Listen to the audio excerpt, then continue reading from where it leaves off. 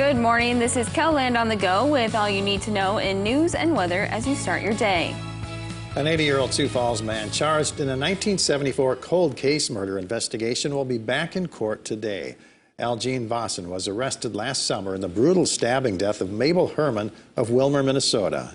Vossen will have a competency hearing this afternoon in Kandiyohi County Court. His attorney thinks he's mentally unfit to go to trial, but investigators hope the case will go to trial.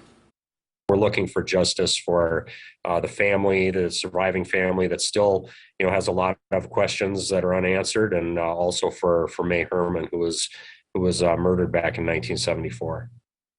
Court papers say Mabel Herman was stabbed 38 times at her home in Willmar. A number of psychologists will testify today on behalf of the state and the defense. There are new developments in the case against South Dakota Attorney General Jason Brownsburg.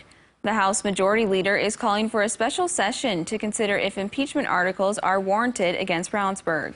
The Majority Leader will be petitioning all members of the legislature starting next week. He would like the special session to begin on November 9th. This comes 2 weeks after the Attorney General pleaded no contest to misdemeanor charges for his driving the night he hit and killed Joe Beaver along Highway 14 near Highmore. A former guard at the state penitentiary faces charges of his own. Ryan Fitzpatrick is charged with having sex with a prisoner who he was supposed to be overseeing. Court papers say he committed the crimes in February and March and is currently out on bond. This is the latest development following South Dakota's investigation into allegations of sexual harassment, nepotism, poor pay, and dangerous conditions in the state prison system. The investigation has also led to at least 3 prison leaders losing their jobs.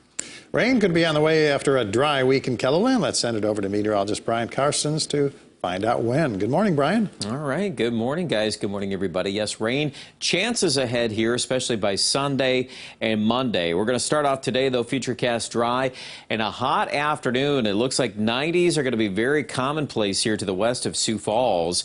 In fact, Phillip could be close to 100, but hazy sunshine, no rain chances just yet in the forecast. So as we look at the headlines here for the weekend, it looks like still warm weather tomorrow in the south. Now, cooling conditions northern KELOLAND will be replaced by chances of rain starting by Sunday, and we'll explore that subject with Futurecast coming up in just a few minutes. All right, thank you, Brian. Well, the South Dakota Supreme Court still hasn't released a decision yet on recreational marijuana.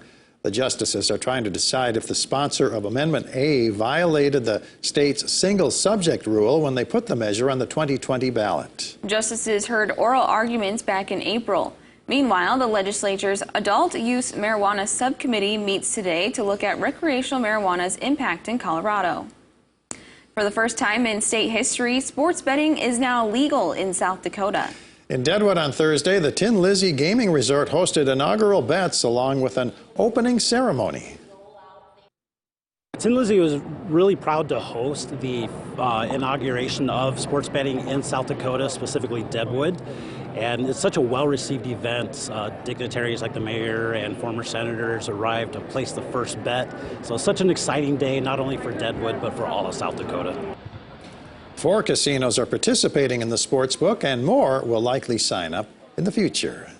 That is a look at some of our top stories. Now let's get one last look at your weather with meteorologist Brian Carstens. Good morning, Brian. All right, good morning. As we look at Futurecast today, dry weather in place as advertised hot weather, but let's watch the weekend. The first thing to keep an eye on tomorrow is this pressing cold front. Now, it's going to affect the weather first and mostly here in the north. So places like Aberdeen, even Watertown, you're going to see a reduction in temperatures tomorrow.